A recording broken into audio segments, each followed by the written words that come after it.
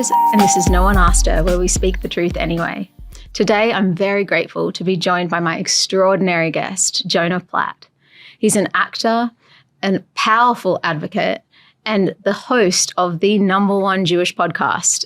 I am so honored and grateful to have Jonah join me today. Welcome to the show. Thanks for having me, Firerose. It's great to be here with you. Thank you so much for coming in. I'm so grateful to be with my people during this time. It's been such a difficult, it hasn't even been a week, but it feels like years because this devastating tragedy happened to our community in Sydney, Bondi. And I am just I'm still floored. It's really hard for me to even sort of gain my composure because I feel like my home was attacked, my friends, my soul family. And so I was just, love to start hearing about how that's affected you and how you seem so zen and so wonderfully in a beautiful, positive space. And I'd love to get some of that energy. Yes, I want to give it to you. I mean, look, there's nothing positive about a massacre, right? I mean, it was horrible. It's horrible. The fact that, I forget what I'm quoting, but who could have predicted this? It's everybody. Yeah. We've been saying it. Yeah. This was absolutely inevitable that this would happen. Yeah. It's horrible that it happened where it happened and to who it happened to, but we knew this would happen. This is what happens when you allow the slippery slope of anti-Jew hate to go unchecked. It starts small. It starts with, and it's a pattern, right? This is nothing new. They didn't invent anti-Jew hate a year ago. This has been thousands of years, literally. Yes. Every century, someone else is doing this. It starts with a little bit of graffiti. It starts with a little bit of intimidation. Yeah. There's no pushback. There's no real consequence. And if anything, you get, patted on the back from your cohorts who are like, good job, way to call out those, dirty Jews or whatever. Then it escalates to, synagogues are getting graffitied. Yes. And then it's, college kids are getting barred from crossing a campus and nobody's making that big of a deal. And it just grows and grows until, people are getting assaulted. People are getting, firebombed in Colorado. They're getting murdered in DC. They're getting murdered in Manchester. Not that much outrage. Yeah. And so people are like, okay, I'll just keep going. Yeah. And until the power structures of society, the governments, the media, the people with large platforms say enough is enough, we're going to disallow this. Yes. Why? There's no incentive to stop. People, they're not being disincentivized, so they'll just keep going. Sad that is the state of the culture right now. Anti-Semitism has been normalized in a way that I have never seen in my lifetime. Nobody has seen it who's of any, generation below Holocaust era and shortly thereafter. Yes. So any millennials, Gen Z, even, Gen X, we didn't have this stuff going. You had, you had some of for some people, run-of-the-mill racism, I say, where if you were, Hispanic, you'd be getting called derogatory slurs. And if you're Jewish, you're getting called derogatory slurs. That's kind of always been there for everybody. Yes. But the kind of, as you say, normalization of flat-out Jew hatred to the point where it's worked so successfully to paint Jews as these, demonic hell spawns where anything against them, it's all fair play. Which is so absolutely inverted to the actual truth of being, we do have a very real evil enemy trying to destroy us. And the idea that somehow we are being demonized for just existing is the most twisted and I think very evil genius successful campaign against us, because the average person who is even a good person doesn't realize that when they say something as ignorant as, globalize the Intifada, or even there's a genocide going on, which there absolutely isn't, and there never was. There was literally a country defending itself and its right to exist. The only Jewish state in the entire world, there's one. Yeah. And it's it's mind-blowing that anyone can't see that. But unfortunately, I think the terrorists and the radical Islamists have done a tremendous job of brainwashing whole nations. And seeing this happen, obviously, it's gotten so bad in America, and I knew it was that bad. Of my closest friends, who are my family, who live in Sydney and Bondi, and that's where I lived when I, like found my place in Sydney. That was my home, and I have only happy memories like in that exact park. And now it's like forever tainted by this absolutely devastating, evil, violent tragedy against 15 innocent people that all they did was exist proudly as Jewish people and celebrate Hanukkah, which is like literally the festival of lights and miracles. So it's just like to integrate that kind of level of tragedy is so difficult, because I don't think, like, we're not made to. And like you wisely said, I think our generation hasn't ever seen this level of like, the underlying anti-Semitism that has to exist for an act of violence like that to happen. And then within hours, somehow, it's still being twisted to be blamed on the Jews. It is so demonic. I mean, like I've been posting about it, and I every time I check, I'll have at least a few comments that are attempting to say, well, this wouldn't have happened if, or, this is what you get. Or it's like, how, Jonah, how do we wake people up? I mean, your podcast is a brilliant like place that people can proudly go, and you get the most phenomenal guests, and it's so inspiring and so beautiful. Like, thank you. I'd love to like hear about the focus on the positive, because otherwise I drown in the sadness. Well, here's what I'll say. With my podcast, with my advocacy, and I think this is really important for everybody to remember, we're not going after the people who are enemies, who are 180 degrees away. We're not going to change their minds. They're not coming over. They're not going to wake up. It's the people who are a little bit in that direction, or the people who are in the middle, who are well-meaning but don't know enough, don't know what they're supposed to do. They're not sure, am I supposed, like, I'm hearing a lot of people saying genocide, but like, it doesn't feel right. And like, all the Jews I know are really cool, but like, what's real here? These are the people that we should be going after. Right. There's always going to be haters, like always. Yes. I mean, you look at, again, any other minority community, it's like they're dealing with racist crap all day long, every day, and have been forever. And like Jews, we're going to be in the same boat. But as long as the majority of people know what's up, and the haters are pushed back to the fringes of society where it's made, you're not going to eradicate anti-Jew hate, but we can contain it. We can shove it back in the box a little bit where it belongs, and make it not socially acceptable to be that way. And then, go back in your little basement and in your little, Reddit channels and be jerks. But it's, absolutely, it can't be out here in common conversation where Joe Schmo's walking around in his head thinking, wow, Jews support killing babies. That's crazy. Exactly. That the fact that is like the average person on the street, if they're not, educating themselves, if they're not getting the information from actual sources of truth, then that's like almost like the blanket brainwash that everyone's in this dormant state of anti-Semitism now. Like, they don't even realize that the stuff that they're saying is causing these like violent terrorist attacks to happen on a I don't. You probably know the statistics in terms of like since October 7th, the escalation in anti-Semitic violence. Oh, it's like by factors of 1,000, right? I mean, it's just like that's insane. I think I heard something quoted. Maybe the ADL said in the last year, it's like a 400% increase in anti-Semitic attacks in America. That is absolutely ridiculous. All the numbers are crazy. And they've been growing steadily for a decade.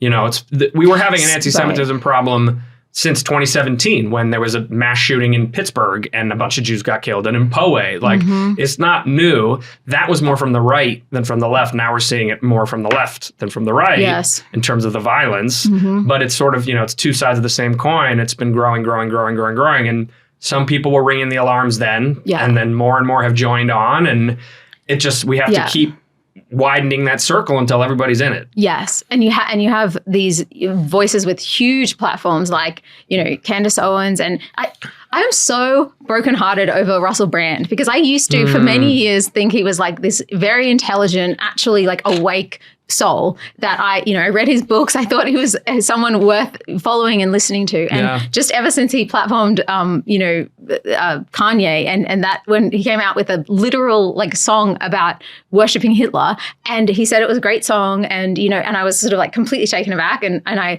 unfollowed him, and that was like something I never thought would happen with someone that I respected, and he's apparently a Christian, at least he calls himself that, but I don't believe that anybody who's actually walking with the living God is going to be able to platform Candace Owens literally spouting the most insane ancient hatred. Like it's like she's reading from the book of like basic 101 anti-Semitism. Probably is. Probably like, this worked for them. I bet it'll work for me. Yeah. It'll give me a lot of clicks. Well, I guess it does. Yeah. And it's just so scary that these, voices which do have so many millions of people listening to them. I mean, some of them are just absolutely ridiculous. Like Nick Fuentes, who just to me is like the dumbest human on the planet. I can't believe anyone is thinking this is someone I want to admire and listen to. But someone like Candace or Russell or Tucker, they have, they've built up this kind of relationship with the public that they've earned their trust, and now they're using it to just be rabid anti-Semites. And I just can't, like, it keeps me up at night, Jonah. Like, how do we live in this day and age right now and be the light in the world and not let the darkness overtake us? Well, what works for me is doing something about it.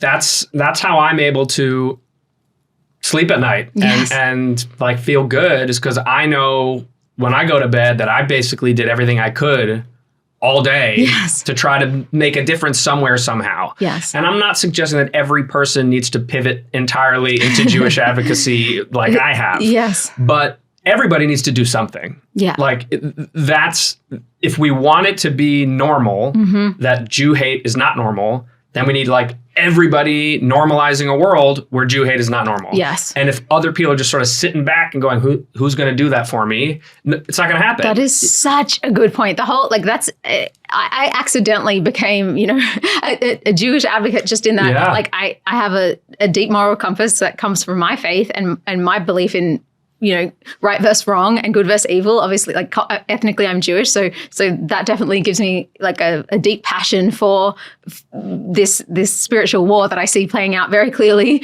And obviously, the Jews are on the side of the good. It's not even a question. And so, to me, it was like when the burning desire to use, my relatively tiny platform, but just to be a voice against the darkness, it was like, I didn't really have a choice, honestly. It felt like I can't stay silent anymore. Like I wasn't actively staying silent, but it wasn't, 5 years ago, this wasn't happening what is happening today. So it wasn't like I was, I'm a musician. It's like, I'm not thinking about like geopolitics or, this conversation. It wasn't at the top of my brain. But then, when I started my podcast recently, I have now had these phenomenal, powerful, Jewish pro-Israel voices. I've, had the director of One Day in October, which is this amazing HBO series, and Daniel Finkelman, and, I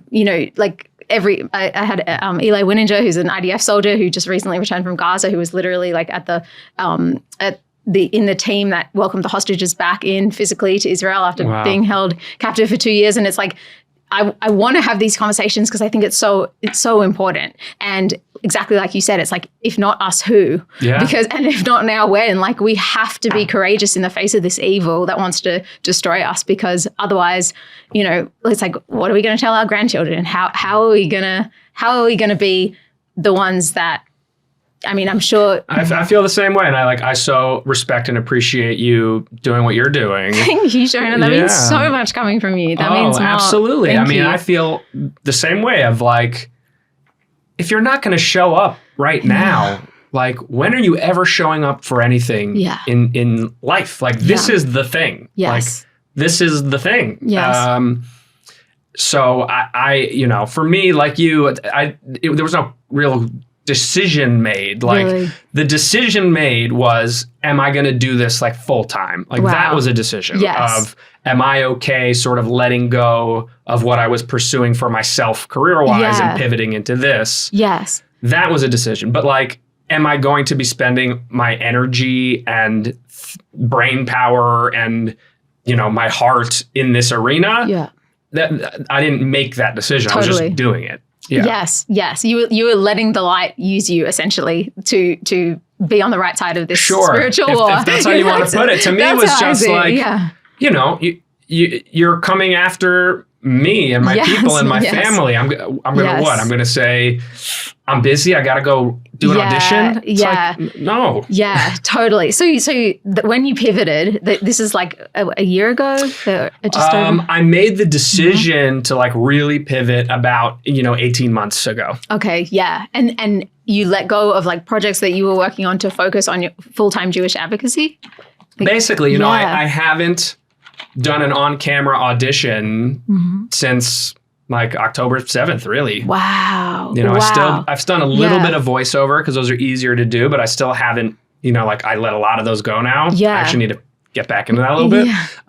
And I really downsized sort of any creative project that I was sort of in the lab. If it wasn't already on the road, I let it go. So I have like 2 kind of holdovers and that's it. I'm working a little bit on those, but I'm not starting anything new.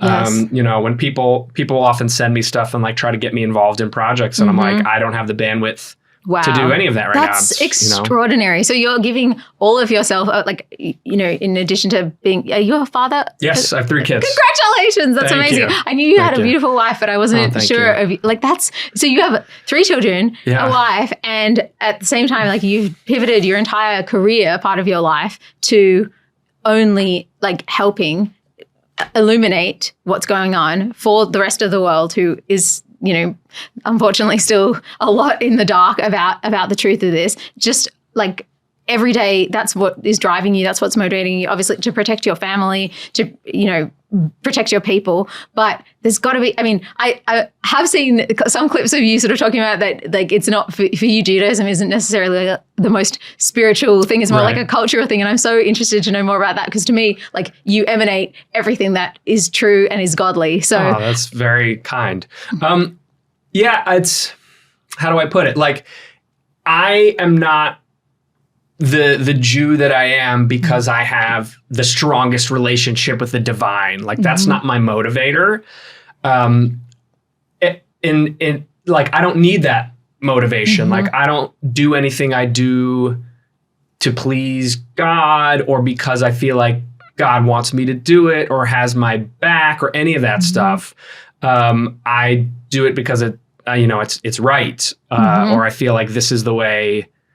To quote The Mandalorian, this is the way, like this is the way life is meant to be lived by these values and these ethics and these, and I like, what I love about Judaism aside, I don't know if you put this under culture or ritual or tradition or whatever, but like something Judaism does really well is it ascribes meaning to every little piece of being alive from, each different kind of food you're eating to every life cycle moment to waking up in the morning. Like everything can be given and conferred meaning. Yes. And I love that. I mean, why else are we here if not to make it as meaningful as we can with the time that we have? For sure. That's so beautiful. And I don't think I've ever heard it described like that, but that's such a beautiful analysis of what it is to be a Jew in this world. And I think if people really understood that, then, there would be like this respect for the culture and, the history and even just like the light that as a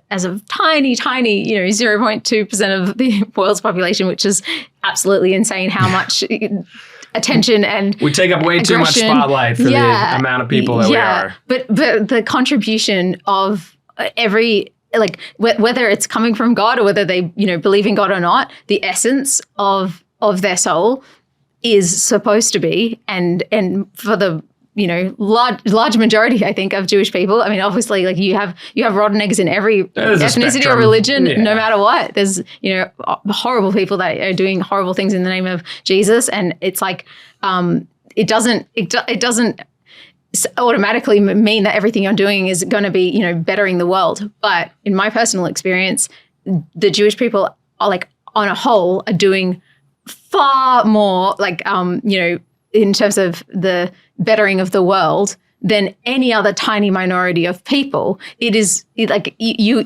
and it's only because I think that, like, I guess that's the ethos. Yeah, I mean, I think that's what's in the water. Yes. And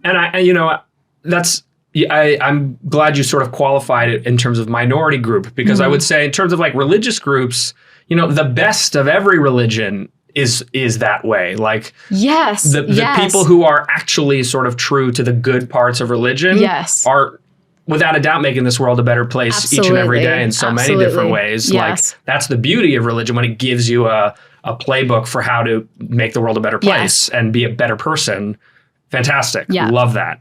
But in terms of my minority, we definitely punch above our weight because we're so tiny and have such an impact, because the ethos of what Judaism is all about, the teachings, the learning, the whole vibe is about trying to be good people and make the world better than we found it. Absolutely. And be a light, like, to the other people so that they can get closer to God themselves, or at very least like have more meaning in their life and be like, I think, the whole idea of being chosen people, or, the chosen people, or whatever that, like, I personally don't like that word, just because it sounds like, I feel like it's been completely misunderstood. I actually think that the Jewish people are the chosen people, in the sense of that they have been chosen for so much more like persecution, so much more difficulty in terms of like the proportionate amount of tragedy and persecution and getting kicked out of countries and, getting killed for being Jewish and all of that stuff. Like, it's so disproportionate comparatively. And I think the reason why,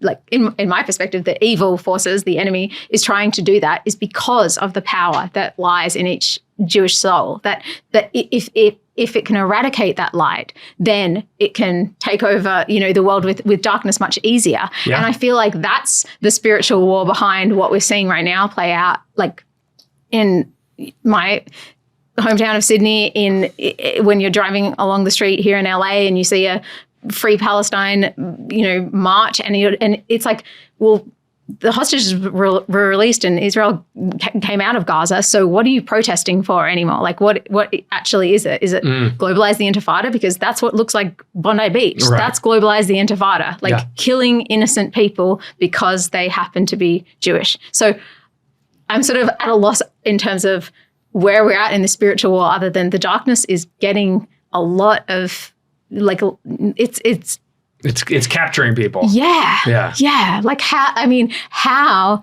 can we, like you said about those people that are fundamentally good people, and they just don't know. They do not know that they're being brainwashed by terrorists.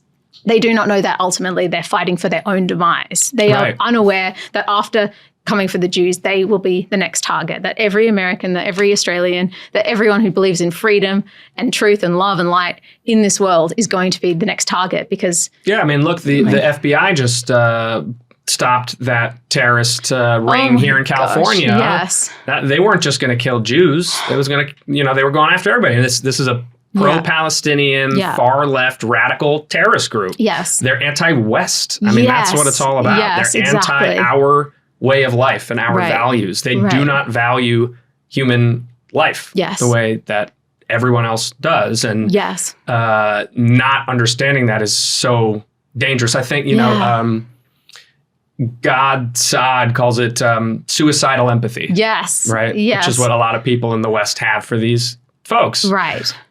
So, I mean, what do we do about it? I think there's sort of two things. One is education. We have to be at the school level training people to recognize anti-Semitism, not just for the benefit of Jews, but for the benefit of society. Because when you see a society turning towards hating the Jews, that's how you know that society is starting to decline. Like the canary in the coal mine is the anti-Semitism rising to a point where it's visible, it's 400% up. It's like, that's a warning that, like, guys, there are insidious forces here trying to rip apart the fabric of the society you live in. They start with the Jews, but they're trying to rip everything apart. Right. And if you don't, nip it in the bud, it's going to be successful. All these societies throughout history where they let the Jew hatred run rampant, the societies end up imploding on themselves. Yes. Because once the Jews are gone, then they don't have the scapegoat, and just all the the bad shit keeps happening, Yes. and then it all crumbles.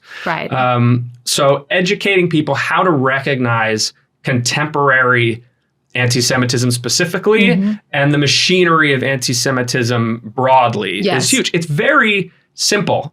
Like you can break it down pretty easily. Like as a in the Matrix, at the end he can see the code for the Yes. Matrix. Like we got to teach people the code. Yes. And then you can see it. You go, oh, Yes. I recognize inversion. Yes. You were talking about this earlier. Yeah. They're accusing Israel of genocide when they're the ones who tried to perpetrate a genocide. Yes, Like exactly. all of those things are true. It's Yes. like they accuse Israel of apartheid. Meanwhile, Jews aren't even allowed to go into Gaza or they get murdered. Right. And Israel actually has 20% Arabs who serve on the Supreme Court. Yes, It's like there's like 2 insanity. million Arabs happily They living have, with full rights much in bigger Israel. percentage of Muslims there than there are in America, and they certainly are, in much higher, more represented in government and stuff than they are here. Yeah.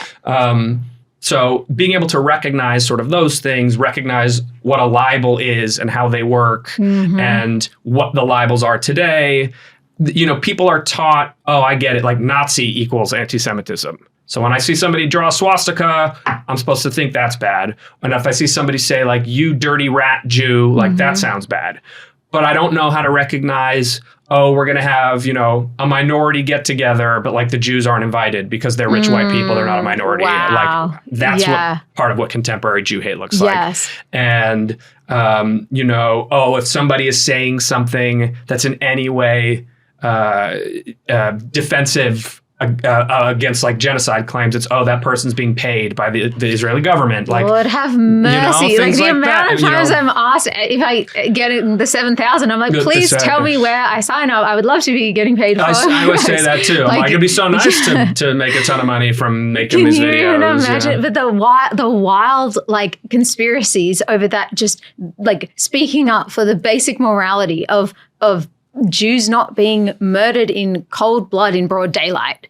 That makes you somehow like a conspiratorial, like Mossad agent. Well, what the actual? Anti-Semitism is a conspiracy theory. And that's partly what makes it different from other forms of hate. Like when you're anti-black racism, it's not like all the blacks are getting together to do something to us. But with anti-Jew hate. So interesting. I never thought about the Jews don't even have to be there's most people have never even met a Jew. Really? 75% of the world will never meet a Jew.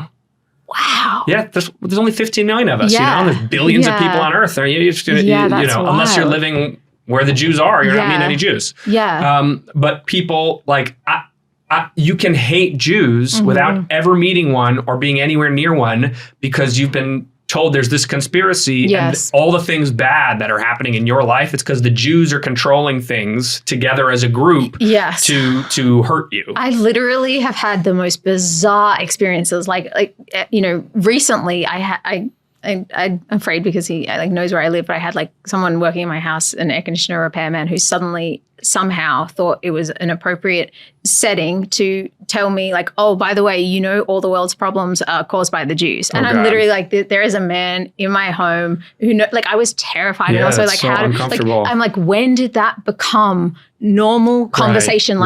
It looks like it's going to rain tomorrow. Oh, by the way, the Jews run the world and they're the cause of every problem in the, like, what? Isn't that, that part of it, I have a hard, like, I know a lot about this stuff. Yes. I don't know how you get into the mindset where you think a group of people, Jew, anybody else, is like controlling things. It sounds loony to say that about anybody or anything. That's insane that you would think that you're so deep into like conspiracy theory that you think something like that is true is unsettling. That's a weird one. Yes. Do you think that it's because like people, society in general has steered away from God in a way like that, the average person, if they don't have their own faith or their own sort of like journey with that, then they might be worshiping something else. Like I was talking about with my amazing guest, Nick Matau, that people have to worship something, and whether that's, goodness, truth, morality, fame, money, it could be something that could be really, really dangerous that they don't realize that they're giving their sort of like holy worship over to. And if that isn't something that is based in, you know, truth or godliness, and if that isn't to God himself or any type of like good religion, then they can worship hate in a way. Like they can become like all these people that are following, you know, Nick Fuentes and Candace Owens and thinking that they're sort of like, oh yeah, we're onto them and we're going to get to the bottom of this. Like they don't realize that they're literally just funding evil by clicking and watching, and like they are doing the exact opposite of what like any good person or any. So when they have this like virtue signaling and they're talking about, you know, how could, of course this is going to happen because you were killing babies in whatever. It's like I think they really believe that, or because otherwise, like how do they not know how insane they are, I guess? I mean, I think it's a certain kind of person, right? Mm-hmm. I mean, I think a lot of these are lonely, isolated people who are, you know, everybody wants to belong, right? Mm. And I think a lot of people, especially sort of, you know, let's call them white American people of no religion, they don't have a community necessarily, right? Especially if you're a man, right? Because you're told if you're a white male of no religion, who's your crew? Like you have no crew. So you're looking for belonging, and now you've found this group of people, and like that's sort of like your community. That's so interesting. Yeah. Like that gives them an identity. Yes. Hating, it's almost like having a common enemy of the Jews gives them an identity that they don't otherwise have. Exactly. Which is like they make it their identity and their brand. To quote Wicked, it's like the best way to bring folks together is to give them a really good enemy. Were you in Wicked? I was in Wicked. That's incredible. Yeah. That's incredible. So you grew up in Hollywood. Like this has been your life since forever? Yeah, pretty much. Yeah. And how did you know that you wanted to be an actor? What was this? I didn't know that I wanted to be an actor necessarily. I always knew I wanted to be in entertainment and performing arts, just because that's like all I ever done. Yeah. I mean, since I was a little kid, I was always writing shows and putting on shows and directing and acting and singing, and that was it. That's my skill set. Those were my hobbies. That's what I did. So I knew I would do something. My problem was, you know, it's a very ADHD problem, is like I was good at a lot of things and I could never really. That's a great problem to have. Yes and no. I mean, the people I think who are really successful in entertainment, for the most part, are people who kind of pick one thing and just stick with it until it breaks. Yeah. And I was always sort of, you know, leapfrogging from thing to thing to thing to thing. Yeah. So yeah, I mean, I have been fortunate to have a lot of cool, different experiences in my entertainment career, like working on really great TV shows in the writer's room, and then also acting on Broadway, and that's amazing. You know, producing stuff, directing plays, doing improv, doing, you know, recording music, just a lot of different things. That's incredible. So it wasn't that you weren't satisfied with that part of your life. It was literally that the call to action to become this powerful Jewish voice and to become someone that people can, you know, look up to as a role model of what do we do? How do we combat this? You decided to step up and, you know, step away from your career, which otherwise, you know, was going really well. It was going pretty well. Like I wasn't a movie star, but I was a working actor. That is an overrated position in the world. Well, it's like, you know, because I want to be clear, that it wasn't like I was absolutely crushing it and then I moved, but like, you know, I was working. Yeah. But I think it was important that like I felt like I had done enough that when I sort of was ready to walk away to this, I felt ready to walk away to this, and not like I was leaving so much on the table and like, oh, I've accomplished nothing and I'm like quitting. Like it didn't feel like that. And I was like, you know, I've been in a bunch of movies. I was on Broadway. I like got to work on some cool TV shows. I sold something. I tried really hard on a lot of different things that didn't work out, but I really gave it my all. Can you shed a light for those people that might just not fully understand when they say something as ignorant as like, you know, the Jews own Hollywood, or that there's some, like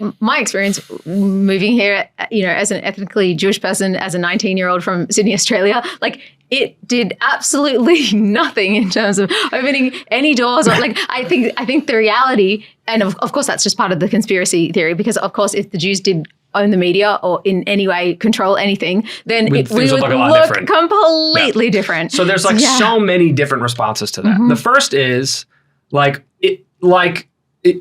Jews did create Hollywood, right? So it is very literally was founded by Jews. It was founded by Eastern European immigrants like Shmuel Goldfish, who changed his name to Samuel Goldwyn. Wow, and like the Lonsall brothers, who became the Warner brothers, all these guys who came over and started the movie business because that was what was available to them. And they weren't allowed to be working in other fields. At the time, cinema was like peasant entertainment, right? So like the hardcore businessmen in America wanted nothing to do with it. So it was like open to these. Most of them were like merchants before they started doing this stuff. I think Samuel Goldwyn, and I might be wrong, but I think he like sold fur, right? And then like he came here and like found a business enterprise, and this was what it was going to be. Yeah. And so yes, there were a bunch of Jews working in Hollywood because they started it. It's our thing. So that part is true. But then almost because of that and because of their desire to be American and have it be this American thing from the beginning, they diminished their Judaism and Jewishness right away. Hence all the name changes and like they didn't come out of the gate and make a bunch of Jewish films about Jewish characters and stuff. They put the ethos of sort of Jewish values onto the screen. So interesting. That's why the core of really good cinema is like good versus evil and good winning. Yeah. Yes. I mean, a lot of like the pop culture, like what we think of as like good old American movies has like the kind of heart and story arcs and stuff that sort of speak to Jewish narrative and storytelling. But you built this culture of don't let them know we're Jewish, keep your head down, distance yourself from it. The level of anti-Semitism that always exists? No. So for these guys, it was kind of legit. I sort of get it because it was like, yes, there was anti-Semitism for sure, but also like we're Americans now. We're leaving behind our old lives, our old country. We want to be American. Yes, just pure assimilation. Yeah, assimilation. Yeah. We want to be American. We love our new country. Call me Samuel. Like, we're making good old American entertainment. Yes. I get that. Totally makes sense. The problem is that became sort of the inherited ethos of the industry, where even as more time passed and more Jews came in, they inherited this vibe of distance yourself from being Jewish. Don't claim it. Invite more and more people in, which is good. But, we've invited, at this point, like as it happens in a lot of industries, we're seeing this in finance with places like, Goldman Sachs, a lot of industries that Jews started, and then they open their doors and say, everybody come be a part of this. And then eventually they get pushed out and sort of whitewashed out of their own industries by all the other folks who come in and then say like, Jews are controlling everything. But it's like, no, the Jews like started it and invited you to be a part of it. Wow. Yeah. And, and then another part of it that's equally important is, yes, there are a lot of Jews in entertainment. So like, again, there always have been. It's like our heritage. And we've always been storytellers. I mean, Jews helped start Broadway. I mean, almost every Broadway musical was written partly by a Jewish person. It's like part of... A lot of Christmas songs are written by Jewish people. A lot of the great Christmas songs are Jewish people. It's just like we're arts and culture people. But so many of the Jews in Hollywood are not engaged Jews. So it's as if for the sake of like, is this going to benefit the Jews or not? They might as well not be Jewish because they don't care to benefit the Jews in any way because they're only Jewish really like in name only, not really in practice.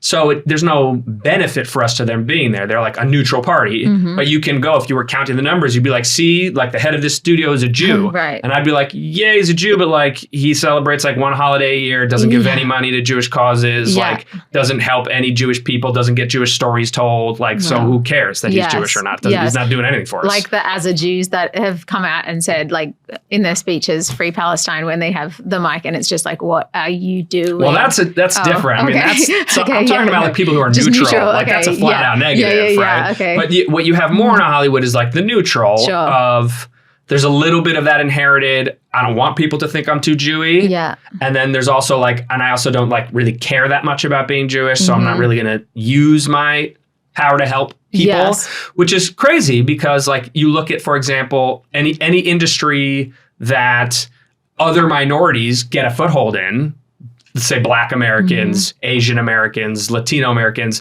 they're encouraged to like give a leg up to people from their own communities, right? But the Jews, it's like, you better not help Right. you better not help Jews, Right. you Jews who control things. Yes, It's like, yes. it's messed up. It's like Yes. only the Jews have that sort of stigma on them. Yes, I think that's so insightful, and I think that only the Jews, there's a lot of things that any other minority, if it was happening, immediately would have the, extreme kind of like bleeding heart liberals saying this is not okay. This is, like being murdered for being Jewish. For just baseline, that is not okay. But somehow, when it comes to like the Jewish people, that's where the absolute spiritual blindness is. Like it has to be coming from some kind of dark force because it's so illogical. It just doesn't make logical sense. It comes from these libels, right? So like that's why they're so dangerous. So it's why people who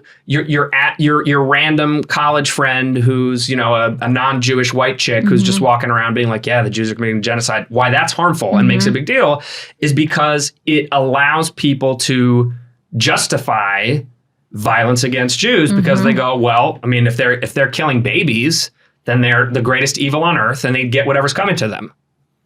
And then, everything's okay. You can do whatever you want to them because they're the worst evil imaginable. Yes. So it starts with like education, like you said. It starts with educating those people, the ones, in our comments every day saying these nonsense, like ridiculous, inverted things that are literally the opposite of the actual truth. I mean, do you leave your comments like that? I'm so open. Yeah. I leave them open. Yeah. I mean, I have pretty good filters.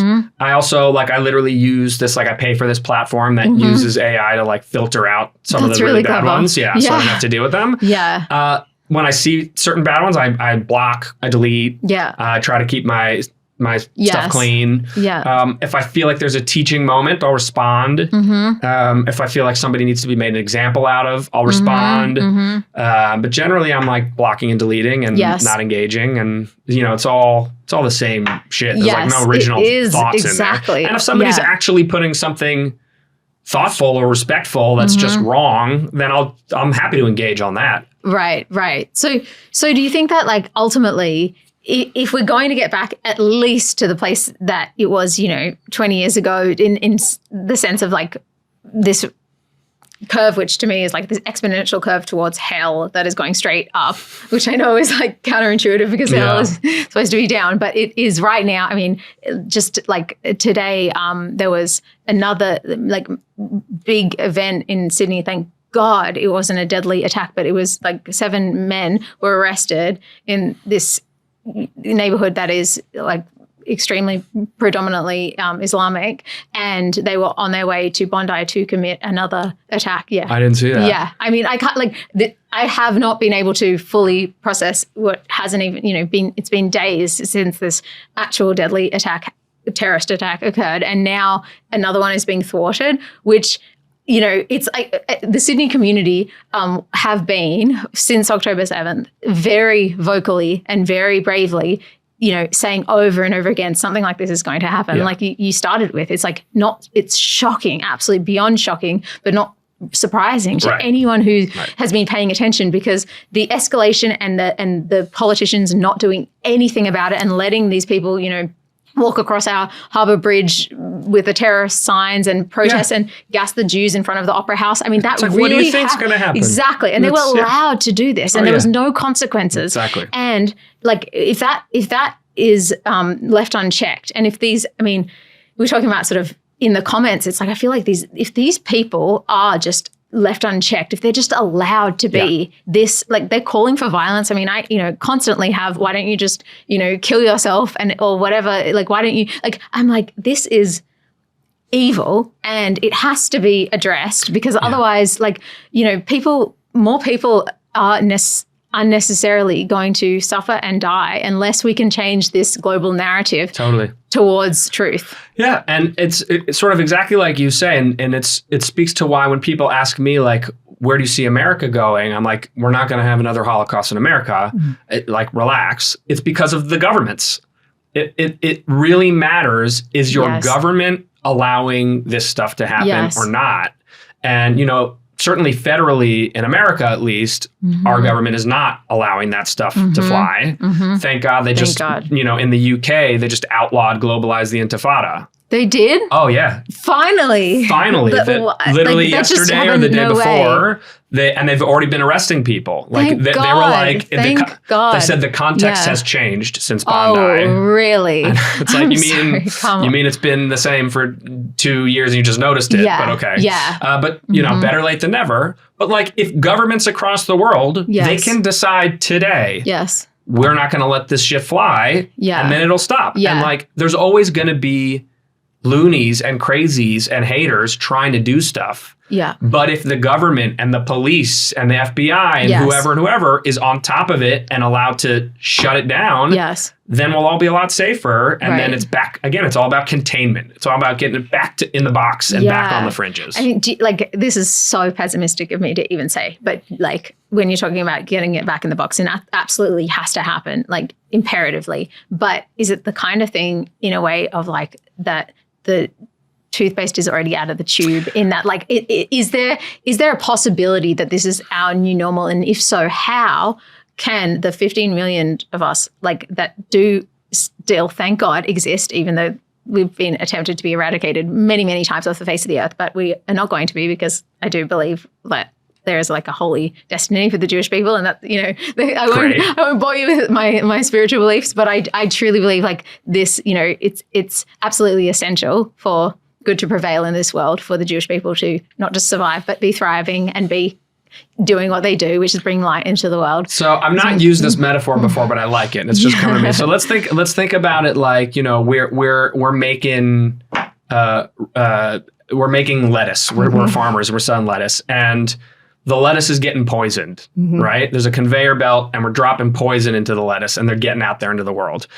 Those lettuces, they're out there. But we need to do two things. One, we got to have a recall on the lettuce, see who we can get back in and unpoison. We're not going to get everybody. Some of them, they're not sending their lettuce back. That's it. They're not going back in the box. Those people are done. Some we can pull back in. But the most important thing is we got to shut down the machine that's poisoning the lettuce here, so that the rest of the lettuce coming through is clean. Yes. Right? So that we can control. Yes. I hope it's just this little generation, this gap, this, you know, decades worth of people who have been poisoned, or 2 decades, whatever. Then we have to work on cleaning up as much as we can. But it's the people from this point forward, we have to be really strong and firm, and with how we educate them and take all these lessons we've gotten over what didn't work that allowed the last 2 years to happen, and make sure we're taking care of business, so that all the kids coming up now who are entering high school and college get the right education and don't turn into the, you know, insane anti-West, anti-whatever Gen Zers that we have. That's so smart, and what an amazing metaphor. That is so brilliantly said, Jonah. Like that, I mean, it's like the poisonous lettuce that is inevitably going to forever like rot the minds of those who it's been infected, and it's like there's no hope for those. And I truly believe, I mean, I just, you know, made a post. It's like, if Bondi didn't wake you up, you're already gone. And I really mean that. I do think like some of them still can wake up. Like I saw, you know, the Free Press did a thing about a young black woman who was super anti, was going with the flow, doing the herd mentality, and then I think she saw like the Nova footage and was like, she went to the Nova exhibit. Yes. She went to the Nova exhibit and was like, maybe I've got this wrong. Yes. So like it can happen. Yes. But again, it's like, those are going to be individuals. Yes. It's not going to be a mass unbrainwashing. Right. So we have to make sure no more people get brainwashed who aren't already. Yes. That's a really good point. So then in terms of like, to prevent those people from getting brainwashed, being, you know, obviously like children education, 100%. But for those who are, you know, teenagers right now, or in their 20s or even in their 30s that have these like extremely dangerous anti-Semitic beliefs that aren't even aware that that's what they have.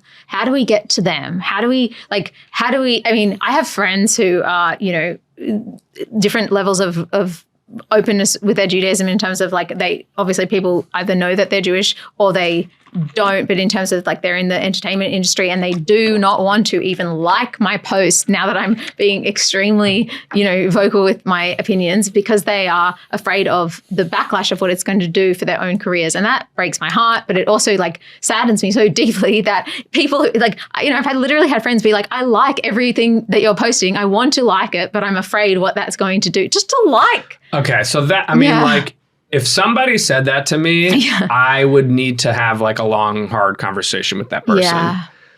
That to me, I mean, that is God bless that person. That is the most cowardly thing I've ever heard. I mean, it is so cowardly. And, I'd say a few things. One is like, what are you even afraid of? Like, what is this backlash? People, it's so vague. People are like, there's going to be a backlash. You're going to get some comments from some strangers who, if you weren't on social media, you'd never hear from and never meet and have nothing to do with you actually. Yeah. Like, grow up. Who cares? Yeah. It's not real. If it's like, oh, I might like not get hired by this person. It's like, why do you want to work with a person who doesn't want to work with you because you liked a Jew's post? That's a really good point. Yes. Would you want to work with somebody who was like a virulent anti-black racist? Right. No, but like, oh, I don't mind working with them and they only hate Jews. That's cool with me. But like that, it's like having to repress your own identity to then not be hate, like, you're right. It's you twisted. can't, no one can live like that indefinitely, because that is ultimately going to just like wear away at your soul. I mean, totally. I don't want to like throw my friend under the bus, because I actually like feel very sorry for him in terms of like the fact like he was physically in Sydney. He's like a friend from Australia as well as America. He's physically like in Sydney. His sister was at the terrorist attack. Oh, God. So like, this is what I'm dealing with in terms of just like, how do I, if I can't even get my, my friends who are like, on, it's like, I just feel sometimes like, it's too hard. How are we going to convince then the person that doesn't even have skin in the game in terms of like, it's not their family under threat? How do we do it, Jonah? Like, I know I keep asking you, but like, how? Wait, so who are we talking about now? The non-Jews or the Jews? I guess I feel like if it's that bad, you're right. It is cowardly. Unfortunately, though, I think with the fact that you're right, like the logical sort of like what's going to actually happen, but the fear keeping people. It's like being in the closet. I mean, it really is. You're right. And it's like, do you want to live your life in the closet? Yeah. No. Yeah. Like, no, there's. I would imagine the vast majority of gay people who have come out of the closet are glad because they're living authentically. Even if they have to deal with some shit, at least they're being the person that they want to be. That's what we need people to be doing. It's, you're wearing a mask. You're lying to yourself. You're being a coward. Yes. And it's not even for like a real fear. Like you liking a Jewish person's post is not going to put you under threat of acute physical violence. It's just not. No. You're absolutely not going to be in danger. Yes. You're not going to lose a job because you liked a post of somebody saying like, I stand by the Jews who all just got murdered. Like, give me a break. Yes. It's not like we're asking people to, and I think there's what I've noticed is, whether it's Jews or not, a lot of people who could maybe be allies, they don't know really what's being asked of them. And a lot of them think like, I'm not going to post a giant Israeli flag on my Instagram. Like, I can't do that. But like, nobody's asking for that, right? Like, people are asking you to be like, wow, how horrible that a bunch of Jews got murdered at a Hanukkah celebration. Yeah. Like, my heart goes out to my Jewish friends. Yes. And like, you should be able to do that. Yes. And if you can't do that, like, you need to take a really hard look in the mirror. And the rest of us have to stop being so like uncomfortable to make these people comfortable. Like, we need to make these people feel uncomfortable. Yeah. They're the ones who are acting in an asocial, immoral, inappropriate way. That's like not okay to be a cowardly bystander like that. Yeah. I mean, your moral clarity and your courage, even though you probably don't even see it as courage, you probably just see it as like, this is the right thing. This is who I am. But I think it's so inspiring, Jonah. Like, it's so inspiring, hopefully, to every single person that, is like in their own mind tossing up, like, do I say something? Do I post something? I do feel really bad and horrible that this tragedy happened, or, God forbid, the next tragedy. It's like inevitable that the allies have to kind of wake up and speak up and come out of the sort of woodwork, because we just don't have enough right now. We just don't. We're still like the vocal minority. I feel like I see just like people who are spouting this extremely anti-Semitic rhetoric, getting still many millions more than kind of we are. And I don't know how that's going to flip in terms of like the I guess I had my guest, said sort of like the popular opinion has never been the right opinion. Like the Nazi was the popular opinion at the time, and slavery. And so it's like, of course, we don't want to be like the common denominator, but I feel like unless it's just like the average person on the street doesn't have this blood libel like in their mind, and they are not, without even knowing it, being like mouthpieces for the terrorist agenda, then it's not going to shift. And so I feel like it has to be, even if it's not the majority, it has to stop being such a tiny minority of us. That's why I say that every person, every little act, it all matters. It all counts. We have to be flipping this like one person at a time. Yes. So that the average guy on the street isn't walking around with these, libelous ideas in their head. Yes. That's become normalized. We have to unnormalize it one person at a time. So everything everybody does matters. Yes, totally. And okay, my final question is in terms of the celebrities that have come out in terms of wearing the red pin and all that stuff, and when that became extremely popular, what would you say to anyone who thinks that they are actually for humanity? I mean, some of those people are definitely just anti-Jewish. Yeah. Like they are hardcore, they could know better and are choosing not to know better and not to listen to other people's voices. Mm-hmm. I don't think that's the majority. Yeah. I think the majority are stupid actors who are going with the flow and have, maybe another actor friend who called them and said, hey, we're doing this thing. This is the right thing to do. These people are being oppressed. Like, will you wear a pin for me? And they're like, yeah, that sounds right. Sure.